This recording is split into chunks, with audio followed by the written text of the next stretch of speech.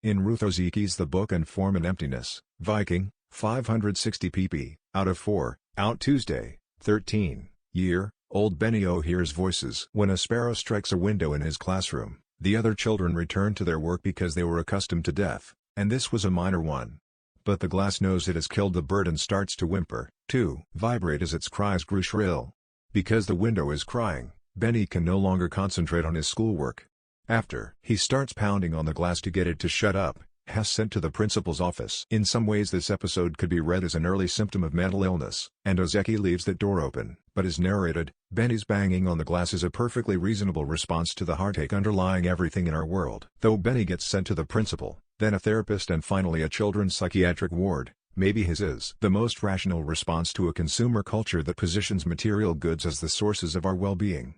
National Book Award nominees: Lauren Groff's Matrix, Robert Jones Jr. Make the Cut, 5 Books Not to Miss, Richard Powers, Bewilderment, Anderson Cooper's Vanderbilt. Benny's had a hard year. His father died in a shocking accident the year before, and though his mother Annabelle loves him and wants to do best by him, she too is overwhelmed by the objects in her life. She hoards things to numb the pain of her husband's death, making her most meaningful emotional connections with teapots and empty picture frames and decades, old newspapers, in the process becoming as much an outsider to the human world as her son. Given his mother's distractions, it's all too easy for Benny to start skipping school and to head instead to the public library, where he finds peace in the voices of books. There he meets like-minded souls in the unhoused people who find refuge in the stacks. They also see the life within of the object world, and know that books themselves have especially pleasing voices.